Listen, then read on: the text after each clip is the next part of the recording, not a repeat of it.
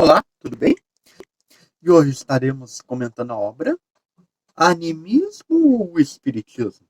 Qual dos dois explica melhor o conjunto dos fatos? Escrito por Ernesto Bozano, que trata de uma questão que é sempre polêmica no centro espírita.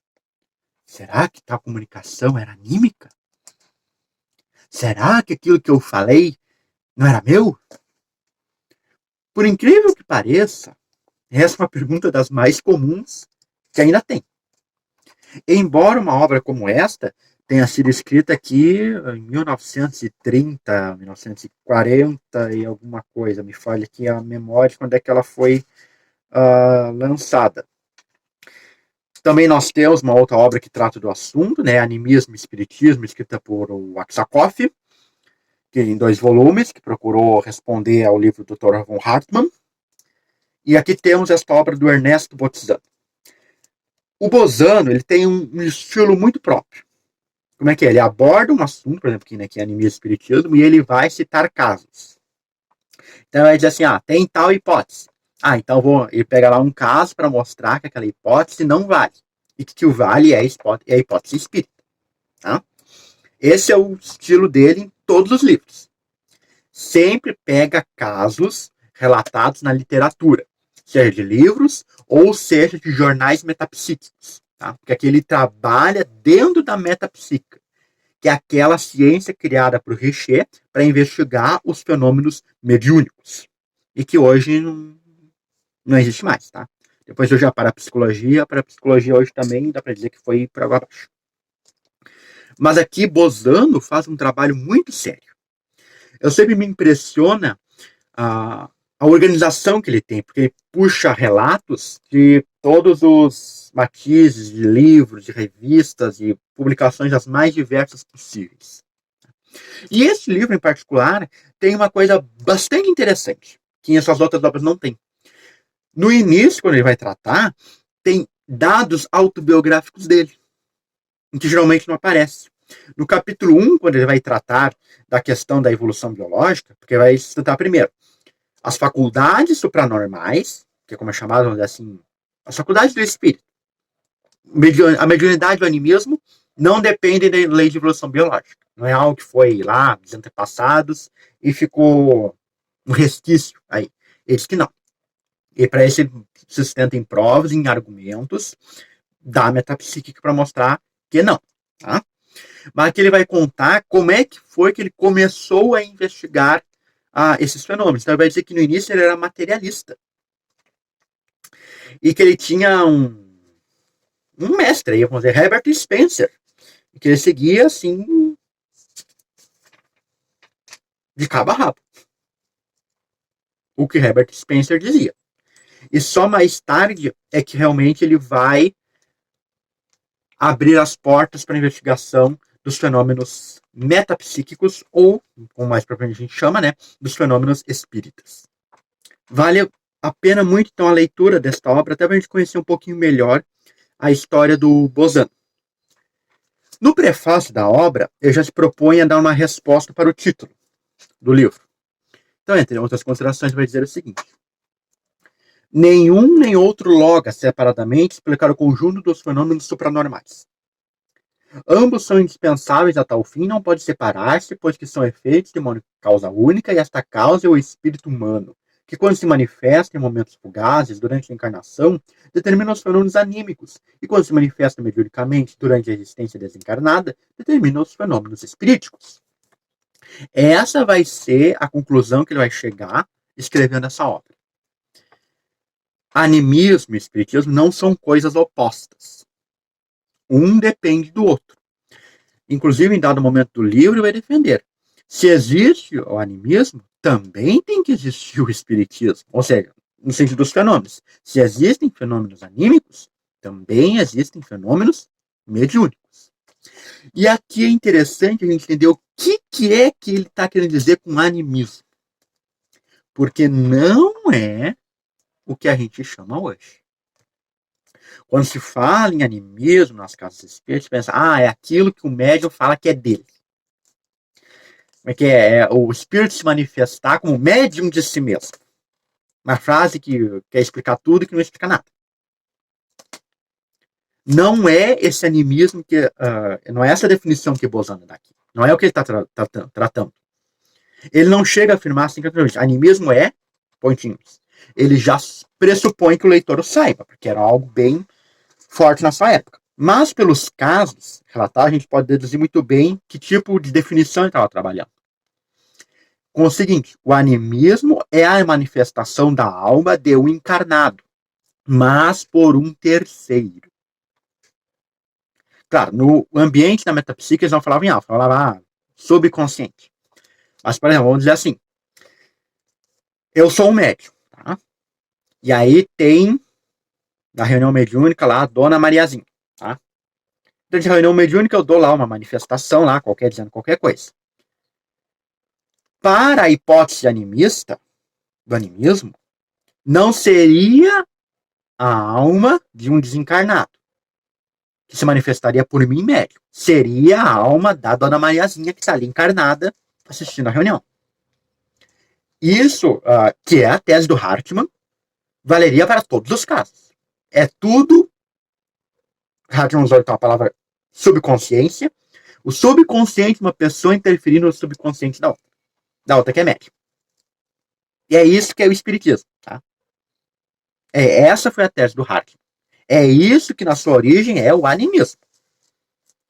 Essa coisa, o médium fala o que é seu, lá o que tá lá, isso aí, né, o Aksakoff nem considerou no livro dele. Aí seria o personismo. Nem foi estudado. Ele descartou assim logo de cara. Nem ele, isso aí nem foi estudado. A preocupação dele era o animismo. Era averiguar se era realmente só a alma, ou vamos dizer aí, a subconsciência, de um outro encarnado. É isso que está sendo abordado. E aí, então, Bozano vai colocar capítulos para mostrar que existem as duas ordens de fenômenos. Pode um encarnado se manifestar através de um médium, como também pode um desencarnado se manifestar através de um médium. Note-se que Allan Kardec tratou desse assunto na Revista Espírita. Inclusive, tem um artigo muito interessante em que ele resolve fazer a evocação de uma pessoa viva através de um médium. E consegue, obviamente, a pessoa estava dormindo na hora. Então, como é que Bozano vai abordar esse livro? Primeiro, as faculdades supranormais subconscientes independem da lei de evolução biológica. Ou seja, vai dizer que não é uma coisa assim, foi uma coisa lá da evolução, lá, uma coisa primitiva, ou que está mudando, isso aqui não. Porque os tipos de manifestações são os mesmos, sim, desde sempre. Ver um espírito não mudou. Embora tenha diferentes espíritos, a evolução, mas o mecanismo de enxergar um espírito é o mesmo, não tem mudança. A pessoa dar uma manifestação psicofônica também não muda. É a mesma coisa. Muda o espírito que se comunica, mas o processo lá é tudo a mesma coisa. Não muda nada. Então, a por isso, não tem nada a ver com seleção natural, não tem nada a ver com a lei de evolução biológica, não é que, isso aí foi um resquício, aí a seleção natural eliminou e ficou só nos indivíduos, isso aí que não tem nada a ver com isso. Apoiar nesse argumento, em alguns casos que ele vai citar. Depois vai tratar no capítulo 2, os poderes supranormais da subconsciência podem circunscrever-se dentro de limites definidos. Ou seja, vai dizer que as nossas faculdades subconscientes, ele sempre usa uma linguagem de metapsíquica, tá? Por faculdades, poderes supranormais da subconsciência, vamos dizer assim, é as faculdades anímicas, tá? É isso. Seria assim, a telepatia, seria alguns episódios de mergulho no passado. Pensa nessas coisas que são manifestações da alma. A dupla vista, esse tipo de coisa que são faculdades da alma, que aí recebe esse nome de poderes supranormais da subconsciência. É um nome até mais embolado. Mas são as faculdades da alma, só da alma, tá? Sem qualquer componente mediúnico. Ele vai dizer que essas faculdades são limitadas. Porque na teoria de quem defendia o animismo, excluindo o espiritismo, o subconsciente tinha poderes assim de fazer Deus e o mundo. Então ele vai dizer que as nossas faculdades da alma têm limites. Como é que ele vai fazer isso? Pegando episódios, casos, relatos e mostrando que muitas vezes tinha erro. Então, por exemplo, vai ter um caso aqui de um senhor que desapareceu e vão usar aí uma sonâmbula para encontrar ele. E a sonâmbula lá dá lá uma peça de roupa, uma coisa assim, para através da psicometria ela encontrar a pessoa. E ela encontra, ela diz, não, esse senhor estava andando assim ali por tal lugar que é perto de um riacho, ele se sentiu mal, caiu e morreu. E ao morrer, ele caiu e ficou com as pernas dobradas. Tá? Esse foi isso que ela relatou. As pessoas foram lá, no local que ela indicou, perto do riacho, e encontraram realmente o senhor morto. Mas ele não estava com as pernas dobradas. Ele caiu de bruços. Então aí o Bolzano vai dizer assim, se fosse os poderes supranormais da consciência, da subconsciência, ilimitados, ela teria visto tudo, vamos dizer, tudo certinho. Como não foi, então esses poderes têm limites. Essas faculdades da alma não são ilimitadas, não são poderosas, não têm limites. Elas não fazem tudo. É isso que ele vai defender. Embora pareça uma coisa assim, mas isso é óbvio, né?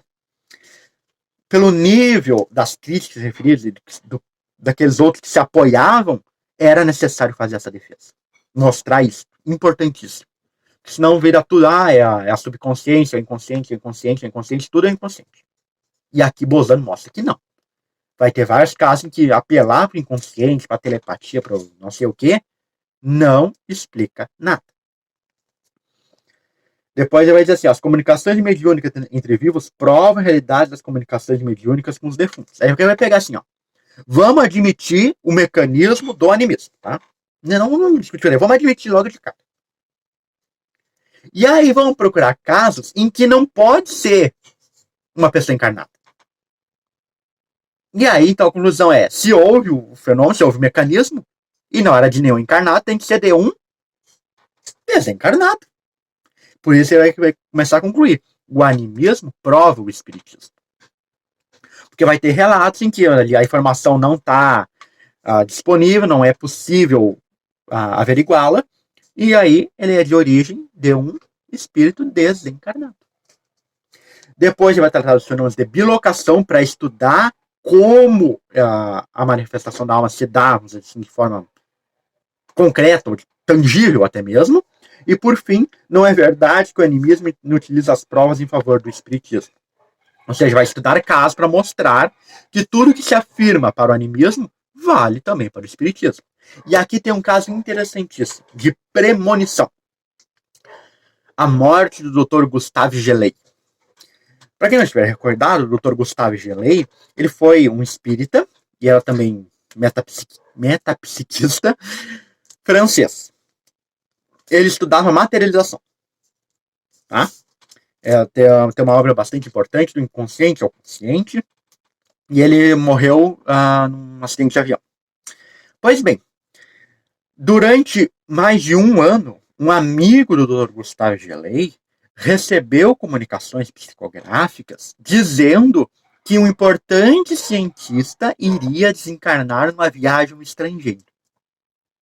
Só que ele não dizia quem era. E aí essa coisa foi se repetindo, assim. E muitas vezes tinha erros também. Dizia assim, vai ser num barco que vai afundar, depois mudava. Nunca chegava a dizer que era num avião. Mostrando que o espírito não sabia tudo. Então não podia ser um encarnado. E mais, se era um evento futuro, nenhum dos encarnados ali teria condições de dizer, não, vai acontecer um acidente. Não tem como. Teria que ser um espírito desencarnado. E certa vez o próprio Dr. Gustave Gelei recebeu um aviso. Um amigo, um outro terceiro, também recebeu uma comunicação por intuição de que alguém iria desencarnar, um cientista, numa viagem de avião para o estrangeiro. Ele disse que era avião. E que eram 2 pessoas que iam desencarnar. E que era para entregar mensagem para o Dr. Gustavo Gelei. E a pessoa foi lá, fez isso. Foi lá na casa do Dr. Gelei, chegou de surpresa e contou que tinha isso. E o Dr. Gustavo Gelei disse, mas quem é que vai desencarnar? Quem é que vai morrer? E aí a pessoa que recebeu a comunicação não soube, na hora ela não atinou que era para entregar para o Dr. Gustavo Gelei, vamos dizer assim, era ele. Ela não atinou, porque na comunicação não tinha o nome. E aí a coisa ficou meio que por isso mesmo. Pois, certa vez, quando o Dr. Gustavo Gilei estava na Polônia, no estrangeiro, estudando lá um médium polonês de materializações, ele toma um avião de volta. Esse avião tem um determinado problema, o avião cai e 2 pessoas morrem, o Dr. Gustavo Gilei e o piloto. Mostrando que aquelas comunicações que foram dadas lá durante um ano tinham coisas corretas, estavam certas. Embora tivesse um errinho aqui e outro ali, estavam plenamente corretas. E muitos outros casos desse tipo, Bozano traz para mostrar que existem sim fenômenos espiríticos, fenômenos mediúnicos, em que um desencarnado se manifesta. E não apenas encarnados através de um médium. Vale muito a pena a leitura dessa obra. Bozano sempre traz muitas referências de revistas, de livros, é sempre um estudo muito meticuloso, e ele sempre trabalha com essa coisa, vamos eliminar todas as outras hipóteses. Mas não pode ser telepatia? Ele vai lá e mostra, não, porque tem tal e tal coisa que aconteceu, não pode ser telepatia. Mas não pode ser um fenômeno lá do não sei o quê? Não, porque isso, e aí só resta a hipótese espírita, a de uma manifestação de um desencarnado. Particularmente para a nossa atualidade, vale a pena a fim de identificarmos corretamente os fenômenos que ocorrem nas nossas casas espíritas e sabermos corretamente o que é o animismo, para não nos perturbarmos com essa questão. Ela já foi vencida pelos gigantes do espiritismo, começando por Allan Kardec. E a nós cabe apenas a prática mediúnica com qualidade, honrando o trabalho desses grandes pioneiros.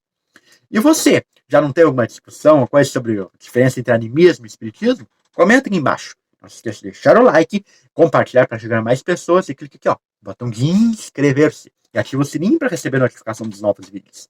E aqui aparecem 2 outros vídeos do seu interesse. Te vejo na quarta-feira para continuarmos lendo, comentando. Até a próxima.